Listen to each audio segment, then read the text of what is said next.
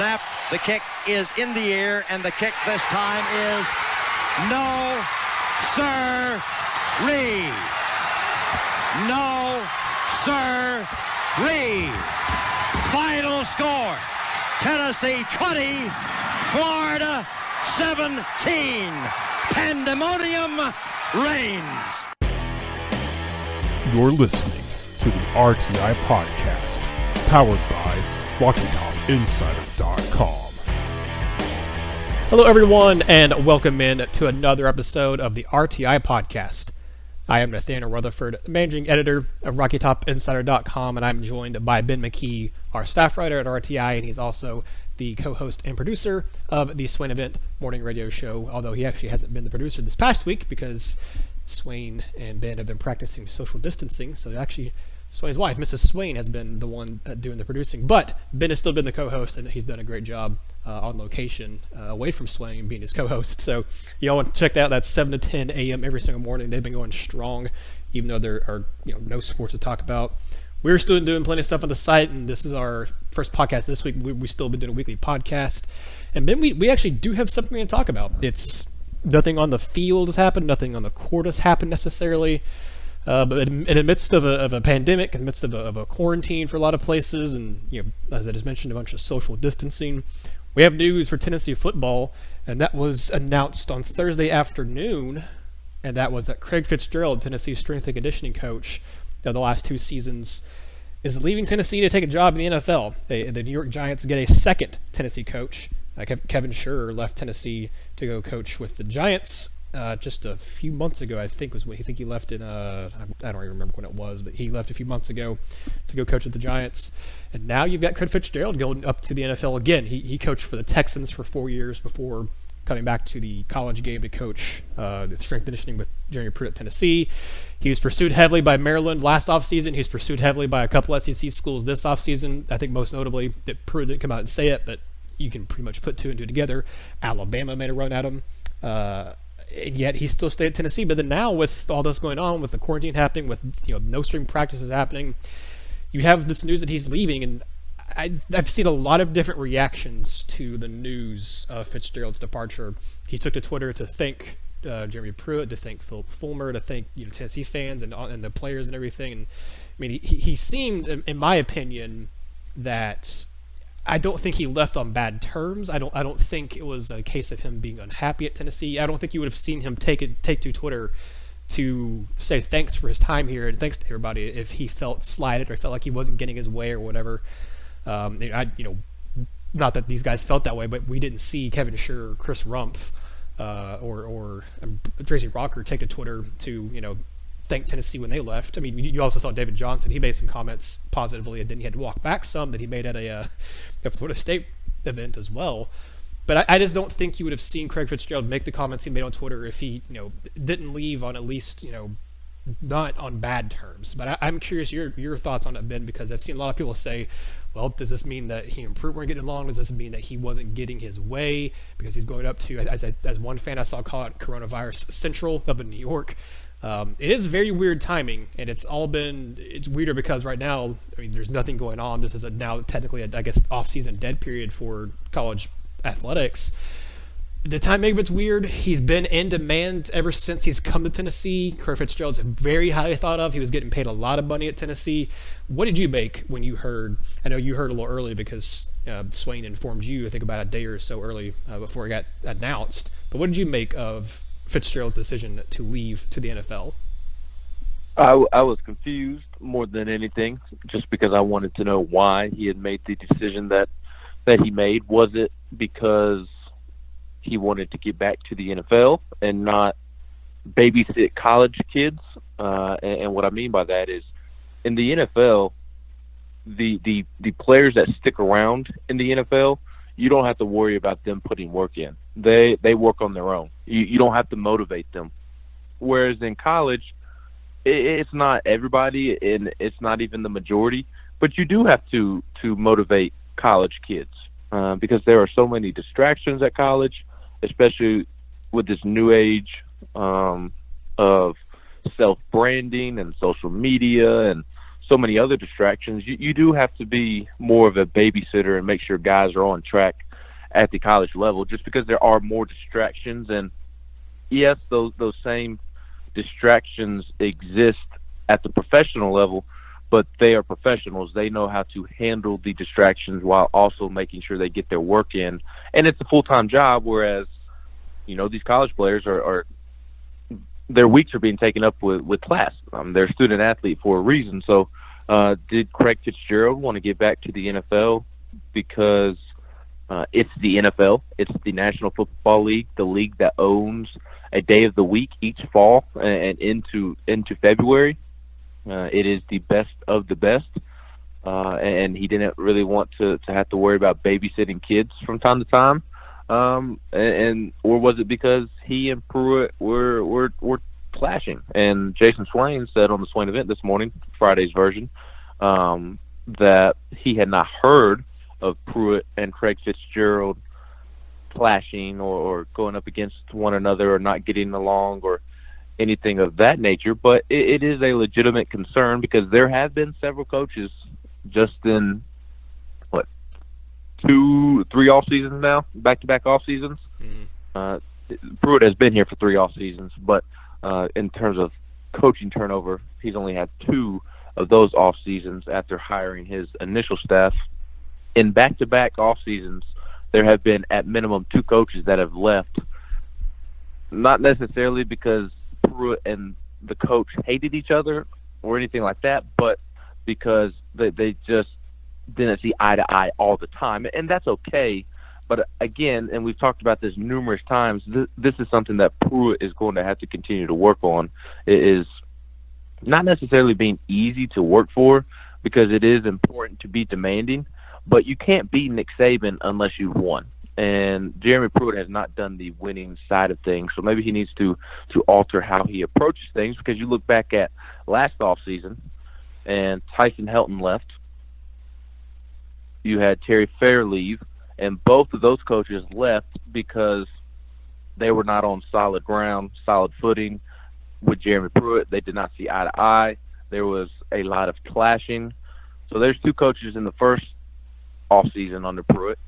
And then this offseason, you have Chris Rump, Tracy Rocker, and David Johnson all leave, who at times they also didn't see eye to eye with Jeremy Pruitt. So if it's one coach, maybe even 2 coaches that aren't seeing eye to eye with Jeremy Pruitt, then okay, maybe it's just a small sample size. But where there is smoke, there is fire. And at this point, it seems like it's just one coach after the next that doesn't necessarily have the greatest coaching experience. And again, with Jeremy Pruitt, that is.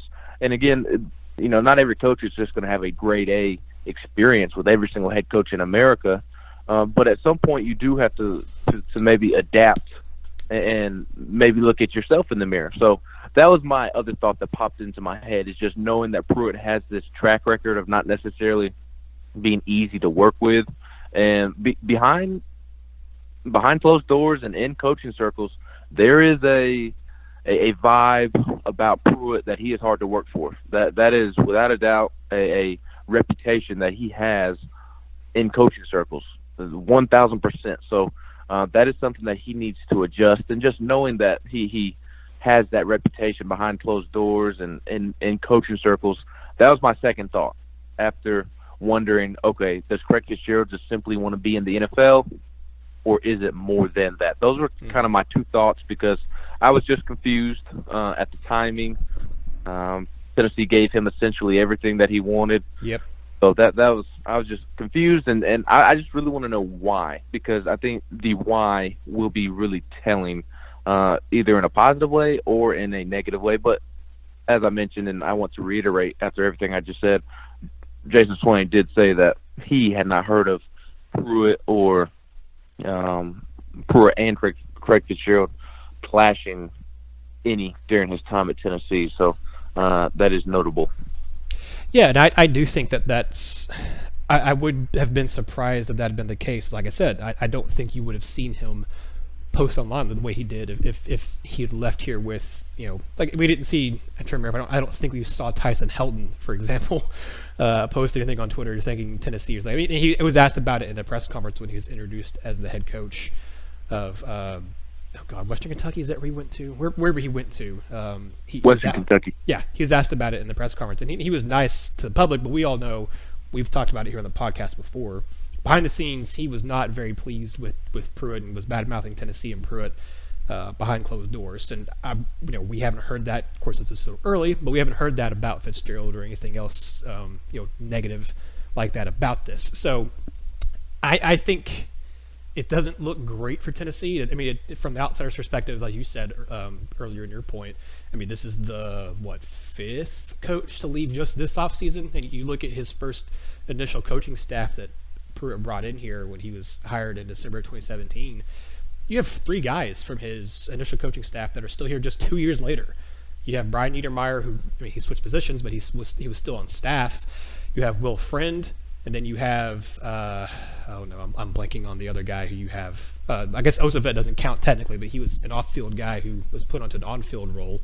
But you only have a small handful of guys who were on this staff in Pruitt's first year that are now here on staff heading into his 3rd season. So I get it from an outsider's perspective. I even get it from Vol fans' perspective, who are saying, what's to say about Pruitt? Is he kind of like Saban, where he's really hard to work for? Does it take a certain type of personality to work for him? I think that's a very fair, criticism or assessment to have. But in this case, you look at the other factors with Fitzgerald. He's from up north. I mean, his alma mater is Maryland. Most of the jobs he had, except for working for South Carolina and Tennessee, they've been up north. He worked for Harvard. He worked for Penn State. I guess Texans weren't up north either, so you can put that in there, but it was the NFL. He worked at Harvard, worked for Penn State. I think he had another job somewhere up north, if I remember correctly. He's kind of been a little bit everywhere, but his heart, just to me, it always seemed like it was up in the north. And I think going to the Giants makes sense. It seems like they're trying to go in for a little bit of a college flavor with the Giants. As I mentioned, you have Kevin Sherrer going up there. You have someone else from the college ranks that they hired for the Giants staff as well. So it definitely seems like the Giants are going for kind of a college flavor. And Fitzgerald has experience in the NFL. So I think I don't know if we'll ever really know the true reason why he left Tennessee. I don't know if we'll ever hear an interview, ever hear any from other sources and stuff. But speaking of sources and speaking of Jason Swain again, he tweeted out today, I can't remember what time this was exactly, but sometime in the afternoon today, as we're recording this on Friday afternoon. It was actually about 11:30 or so. Swain mentioned that he was asked a source which of all assistant on the strength and conditioning staff would have the best chance to replace Craig Fitzgerald. And according to Swain's source, quote, AJ Artis is the most qualified and had the most responsibility outside of Fitz. AJ Artis is an assistant director of sports performance at Tennessee, along with Shaq Wilson, who's also in the sports performance department.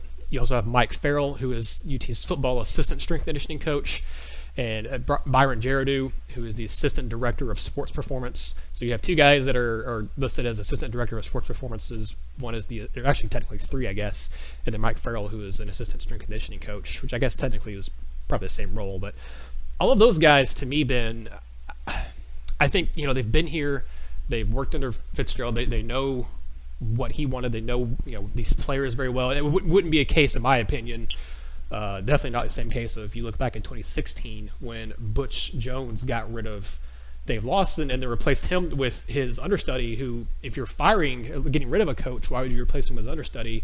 Pruitt didn't let go or didn't fire Craig Fitzgerald. He likes what Fitzgerald has done here, and he likes the program, the culture that he's set in with the strength program.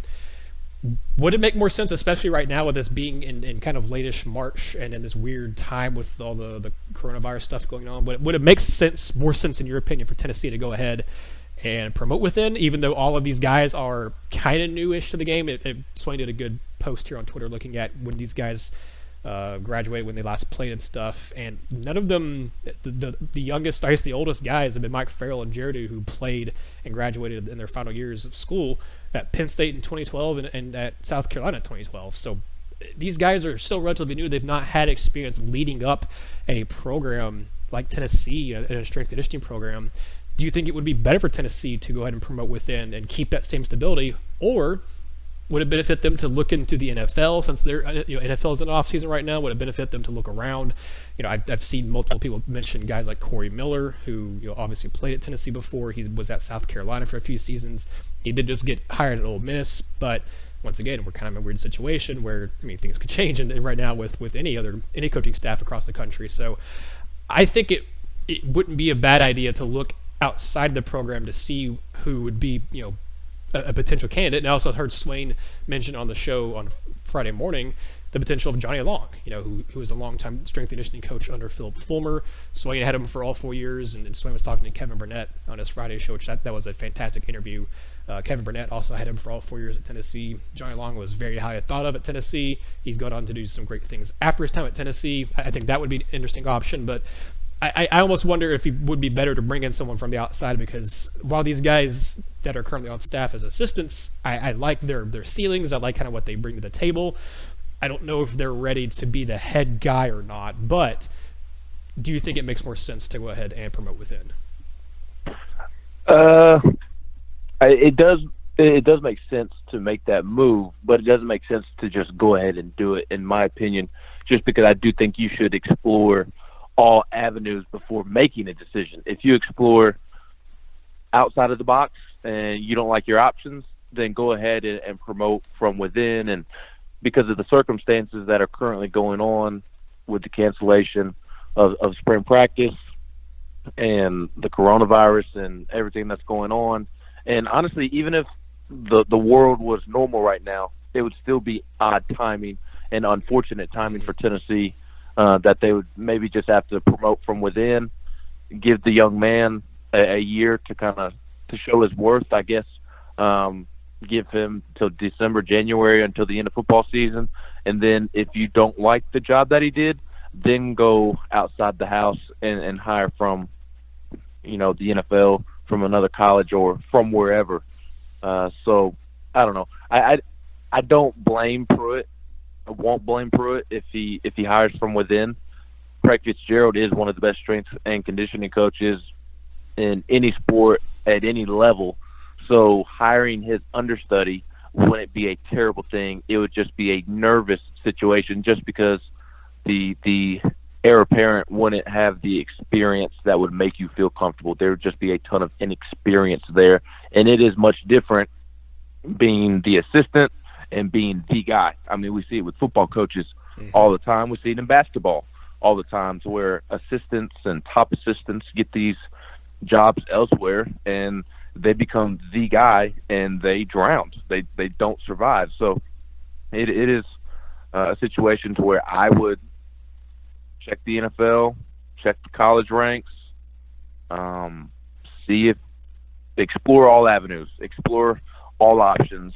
And if you don't like those options, then go with the safe thing to do, which in this situation, the safe thing to do is to hire the understudy of Craig Fitzgerald, give him until the end of the football season, see how his work holds up, and if it holds up well, then hire him to a 2-year deal, and then kind of monitor things as they go, and then hopefully it'll all turn out in a positive manner. But on the exploring all avenues, I think that because of the resources Tennessee has, it can go out and make a good hire if it wanted to hire outside of the box. Like, even with the unfortunate timing, and it may be hard to hire away, if it's a good opportunity, if it's a good job with these resources, Tennessee can go hire somebody from another school. It absolutely can. I mean, you just saw Scott Cochran leave Alabama to take a job at Georgia at the worst possible time as spring practice was beginning, and Craig Fitzgerald obviously taking a job with the Giants in the middle of spring practice if the world was still normal. So with the right opportunity and the right money, the right resources, there will be coaches that will be willing to leave where they are now, despite the timing, to come to Tennessee. Craig Fitzgerald was the third highest paid strength coach in America. They completely redid the weight room last all season, spending $650,000 or so to revamp the weight room and get it to his liking.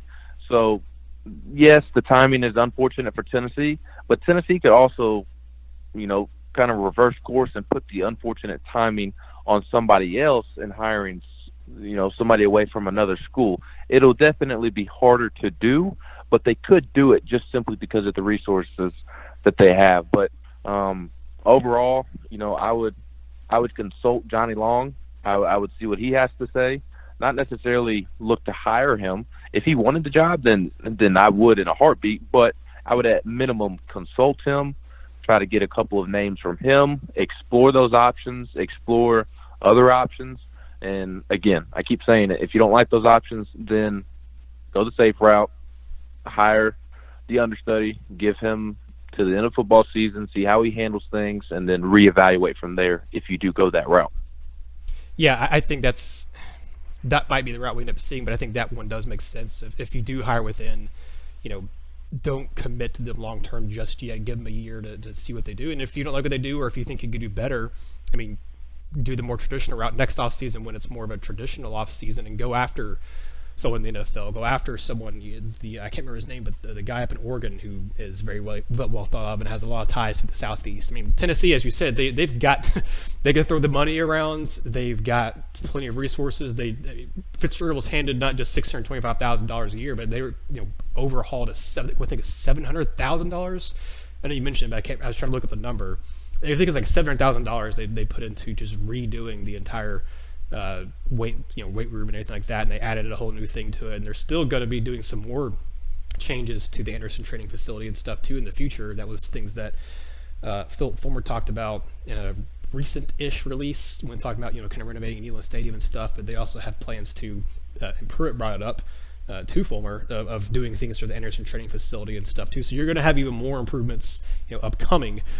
I mentioned earlier Corey Miller. I like Corey Miller because I know him as a person, and I've talked with him before. He served as a personal trainer at D1 Sports. I think it's in Knoxville. He's obviously he graduated from Tennessee. 2000, what year is that? 2013. Yeah, it was his last year. That was that Kentucky games when he had that record 4.5 sacks in 2013, the year Tennessee didn't make a bowl game. But he played under Lane Kiffin. Lane Kiffin brought him on over to Ole Miss. But the same thing with him actually would apply with the guys I was just talking about at Tennessee staff. He's not been the head of a program, and doesn't have a ton of experience. He spent 3 seasons as a strength and conditioning coach at South Carolina. He just got brought in to Ole Miss by Lane Kiffin. So, that would just be a hard pull to begin with because he just got hired on as a new job. I'm sure Corey, likes Lane Kiffin. He played under him, and he's followed him to another school now. So I think that's probably not going to happen, but I know obviously he's a name that's been thrown about because he is a former Vol defensive lineman, and he is in the strength conditioning program, or in the strength conditioning game, rather. But I do like your idea of at least probably not hiring him, but if nothing else, at least consulting Johnny Long and then talking with him and Fulmer, because Fulmer has plenty of experience with Stuckey and Long and just how well those guys did with Tennessee strength and conditioning program. That picture floating around of the 97 team and the 98 team, both of those guys in the weight room, and then people compared it to Butch's last couple years of the players there, and I'll never forget those comparison pictures. But Fitzgerald did a good job of establishing the culture at Tennessee and getting it set, and, just for 2 years. He was the first, and I had looked this up because I couldn't remember. It's kind of a shocking revelation. He was the first coach since Dave Lawson to stay at Tennessee in the strength conditioning program for more than a season. He was the first one that stayed consecutive seasons since Lawson was the head strength coach from 2013 through 2015. Or I guess technically, 2015, because 2016 you had Mike Surgeon, and then he was let go after that abysmal injury-plagued season. And in 2017 you had Rod Gullickson, who was let go or not retained when Pruitt came in, and then he brought in Craig Fitzgerald. So you had 4 strength coaches in 4 years, just like you had 4 position coaches in 4 years, 4 coordinators in 4 years, and almost 4 head coaches in 4 years too. It was just, I would like to see some stability from just the same person leading it, but I think it is more important, if not stability, for having the same person lead the program. It's having stability there from the same thought process, the same program, the same mentality, the same way you're I mean, to use the word we always use in sports, the same culture. And I think you can still do that from hiring outside the program and keeping some of the same guys you still had here as assistants. You don't necessarily have to promote within to keep the same culture, to keep the same program. You can go get someone else to do that. But Ben, I think to kind of close out here, we'll probably know within the next couple weeks or so, or I would say maybe even before then, maybe next week. But in the next couple weeks, I would say for sure we'll probably know who ends up being Craig Fitzgerald's replacement. But in your opinion, how does this impact Tennessee? Because I think a lot of players really liked Craig Fitzgerald. I actually saw on Twitter, I mean, a guy who's been here for a couple of months, Harrison Bailey, when the news came out, he quoted a tweet with it. I think he quoted Craig Fitzgerald's tweet and like the frowny face emoji. I mean, a guy who's been here for just a couple months was already sad and didn't want to see Craig Fitzgerald leave. How do you think this impacts Tennessee? This impacts the players? Because right now, obviously, I don't know that's really going to impact on them because they can't be on campus. They can't be working out in Tennessee's facilities.